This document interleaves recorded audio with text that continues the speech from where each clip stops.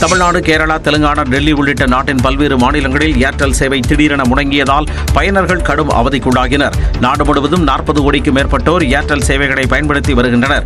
இந்நிலையில் சென்னை, கோவை, மதுரை, திண்டுக்கல், திருச்சூர், ஹைதராபாத் உள்ளிட்ட பல்வேறு நகரங்களில் ஏர்டெல் சேவைகள் முற்றிலும் முடங்கின.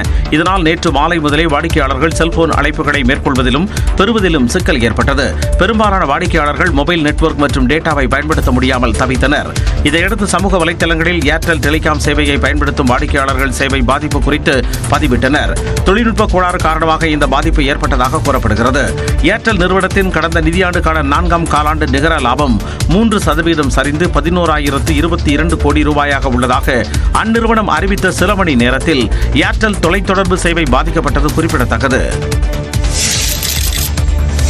நீலகிரி மாவட்டத்திற்கு 5 நாள் பயணமாக சென்றுள்ள முதலமைச்சர் மு க ஸ்டாலின் முதுமலை திப்பக்காட்டில் உள்ள வளர்ப்பு யானைகள் முகாமில் நடைபெற்ற நிகழ்ச்சியில் கலந்து கொண்டார். யானைகள் முகாம் நுழைவாயிலில் பழங்குடியினர் பாரம்பரிய இசையுடன் அவரை வரவேற்றனர்.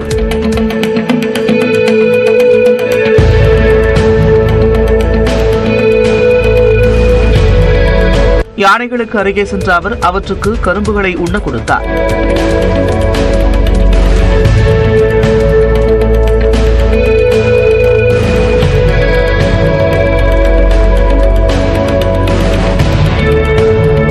சென்னையிலிருந்து வந்ததால் இங்கு கிளைமேட் நன்றாக இருப்பதாக முதலமைச்சர் தெரிவித்தார்.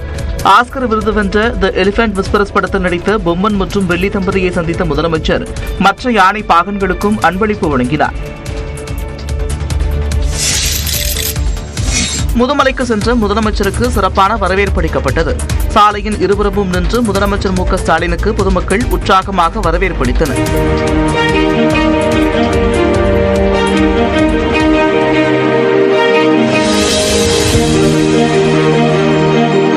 தெப்பக்காடு யானைகள் முகாமில் சுமார் 5 கோடி ரூபாய் செலவில் கட்டப்பட்டுள்ள யானை பாகன்களுக்கான மாவூத் கிராமத்தை முதலமைச்சர் திறந்து வைத்தார்.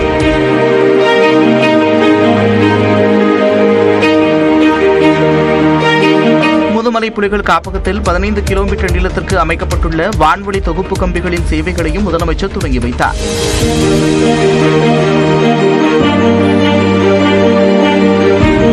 வனத்துறைக்கு 30 பொலிரோ வாகனங்கள் மற்றும் அனைத்து வகையிலான சாலைகளில் செல்லக்கூடிய அதிநவீன 2 வாகனங்களையும் முதலமைச்சர் வழங்கினார். முப்படைகளிடையே சிறப்பான ஒருங்கிணைப்பு இருந்ததால் ஆபரேஷன் சிந்தூர் மிகப்பெரிய வெற்றியாக அமைந்ததாக பிரதமர் நரேந்திர மோடி பெருமிதம் தெரிவித்துள்ளார்.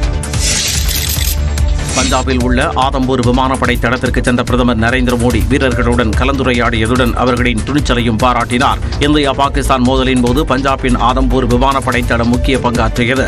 இந்த விமானப்படை தளத்தில் இருந்து இந்திய ராணுவ வீரர்கள் பாகிஸ்தானின் ட்ரோன்கள் மற்றும் ஏவுகணைகளை துல்லியமாக சுட்டு வீழ்த்தினர். இந்நிலையில் இத்தளத்திற்கு நேரில் சென்ற பிரதமர் வான் பாதுகாப்பு அமைப்பான S-400 முன்பு சல்யூட் அடித்து புகைப்படம் எடுத்துக் கொண்டார். இது S-400 வான் பாதுகாப்பு அமைப்பு சேதம் என்ற பாகிஸ்தான் கூறிய கருத்தை பொய்யாக்கும் விதமாக அமைந்தது. आपने पाकिस्तानी फौज को भी बता दिया है, पाकिस्तान में ऐसा कोई ठिकाना नहीं है जहां बैठकर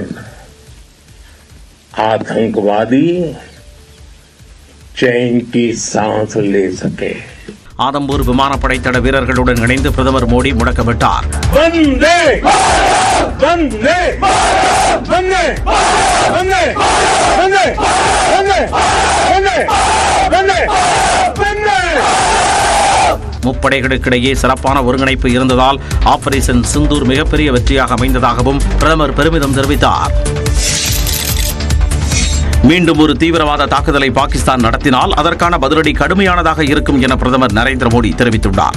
பஞ்சாபில் உள்ள ஆதம்பூர் விமானப்படை தளத்தில் விமானப்படை வீரர்கள் மத்தியில் பேசிய அவர் துணிச்சல் மிக்க செயல்களில் ஈடுபட்ட வீரர்களுக்கு இந்த நாடு எப்பொழுதும் நன்றி உணர்வுடன் இருக்கும் என தெரிவித்தார். 1971ஆம் ஆண்டுக்கு பிறகு இந்திய ராணுவத்தின் முப்படைகளும் ஒன்றிணைந்து பாகிஸ்தானுக்கு எதிராக செயல்பட்டதை நினைவு கூர்ந்த பிரதமர் மோடி மீண்டும் ஒரு தீவிரவாத தாக்குதலை பாகிஸ்தான் நடத்தினால் அதற்கான பதிலடி கடுமையாக இருக்கும் என்றார். இந்திய ராணுவத்தின் தாக்குதலால் பாகிஸ்தான் பாகிஸ்தான் தூக்கத்தை தொலைத்ததாகவும் அடுத்த தலைமுறைக்கு சிறந்த எடுத்துக்காட்டாக ராணுவ வீரர்கள் திகழ்வதாகவும் பிரதமர் மோடி கூறினார். மேலும் பாரத் மாதா கி ஜெய் என்பது முழக்கம் அல்ல என்றும் அதன் பலத்தை உலகம் அறிந்து கொண்டதாகவும் தெரிவித்தார். மேலும் நாட்டிற்காக வீரர்கள் தங்கள் இன்னுயிரையும் பணயம் வைத்ததாகவும் எல்லை பாதுகாப்பு படை, விமானப்படை மற்றும் கடற்படைக்கு தலை வணங்குவதாகவும் பிரதமர் மோடி கூறினார். முன்னதாக இந்திய ராணுவத்தின் S-400 வான் பாதுகாப்பு சாதனத்தை தாக்கி அழித்ததாக பாகிஸ்தான் கூறிய நிலையில் பிரதமர் மோடியின் பின்புறத்தில் அந்த சாதனம் இருக்கும் புகைப்படம் வெளியாகியுள்ளது.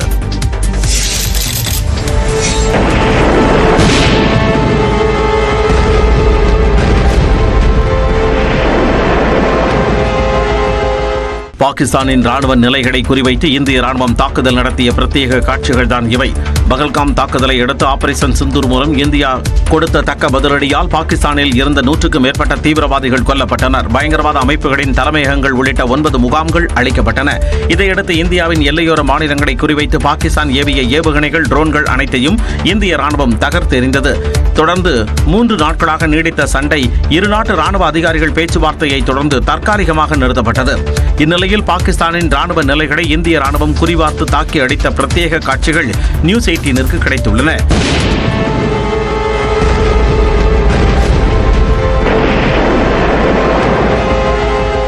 தீவிரவாதிகளுக்கு ஆதரவாக பாகிஸ்தான் ராணுவம் செயல்பட்ட நிலையில் இந்திய ராணுவத்தின் இந்த அதிரடி தாக்குதலில் 10 முதல் 12 பாகிஸ்தான் ராணுவ வீரர்கள் மற்றும் 15 முதல் 20 தீவிரவாதிகள் கொல்லப்பட்டதாகவும் தகவல்கள் தெரிவிக்கின்றன. பாகிஸ்தான் விமானப்படையின் 20% உட்கட்டமைப்புகளை இந்திய ராணுவம் தாக்கி அழித்ததாக தகவல் வெளியாகியுள்ளது. பகல்காம் தாக்குதலை அடுத்து இந்திய ராணுவம் நடத்திய பதில் தாக்குதலில் பாகிஸ்தானில் உள்ள 11 விமானப்படை தளங்கள் தகர்க்கப்பட்டன. இதில் பாகிஸ்தான் விமானப்படையின் 20% உட்கட்டமைப்புகள் சுக்கு நூறாக்கப்பட்டதாக தகவல் வெளியாகியுள்ளது.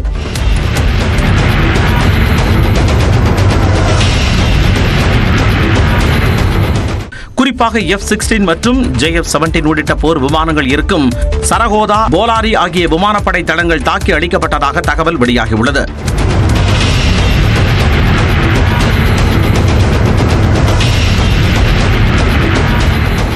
இந்த தாக்குதலில் பாகிஸ்தான் விமானப்படை பிரிவின் தலைவர் உஸ்மான் யூசுப், 4 போர் விமானிகள் உட்பட 5 பேர் கொல்லப்பட்டதாக கூறப்படுகிறது. டெல்லியில் உள்ள பாகிஸ்தான் தூதரகத்தில் பணியாற்றும் ஊழியரை 24 மணி நேரத்தில் நாட்டை விட்டு வெளியேற மத்திய அரசு உத்தரவிட்டுள்ளது. பகல்காம் தாக்குதலை அடுத்து பாகிஸ்தானுக்கு எதிராக பல்வேறு நடவடிக்கைகளை மத்திய அரசு எடுத்தது. குறிப்பாக சிந்து நதிநீர் ஒப்பந்தம் ரத்து, வாகா எல்லை மூடல், பாகிஸ்தானியர்களுக்கு விசா மறுப்பு, பாகிஸ்தானுடனான ராஜதந்திர உறவுகளை குறைப்பது என அடுத்தடுத்த அதிரடி நடவடிக்கைகளை இந்தியா எடுத்தது. மேலும் டெல்லியில் உள்ள பாகிஸ்தான் தூதரக ஆலோசகர்கள், விமானப்படை, ராணுவம் மற்றும் கடற்படை ஆலோசகர்கள், அதிகாரிகள் உடனடியாக நாட்டை விட்டு வெளியேற்றப்பட்டனர். மேலும் தூதரக அதிகாரிகள் எண்ணிக்கையும் குறைக்கப்பட்டது. இந்நிலையில் இந்தியா பாகிஸ்தான் இடையே சண்டை நிறுத்த புரிந்துணர்வுக்கு மத்தியில் மேலும் ஒரு தூதரக அதிகாரியை நாட்டை விட்டு வெளியேற மத்திய வெளியுறவுத்துறை உத்தரவிட்டது. இது தொடர்பாக வெளியுறவு அமைச்சகம் வெளியிட்டுள்ள அறிக்கையில் பஞ்சாபைச் சேர்ந்த இருவரை கடந்த 11ஆம் தேதி போலீசார் கைது செய்த நிலையில் அவர்களிடம் நடத்திய விசாரணையில் இருவருடன் இணைந்து பாகிஸ்தான் தூதரக அதிகாரி உளவு வேலைகளில் ஈடுபட்டது தெரியவந்ததாக கூறப்பட்டுள்ளது. எனவே தூதரக அதிகாரியை நாட்டை விட்டு 24 மணி நேரத்தில் வெளியேற்றுமாறு பாகிஸ்தான் தூதரக பொறுப்பு அதிகாரிக்கு வெளியுறவு அமைச்சகம் உத்தரவு பிறப்பித்துள்ளது.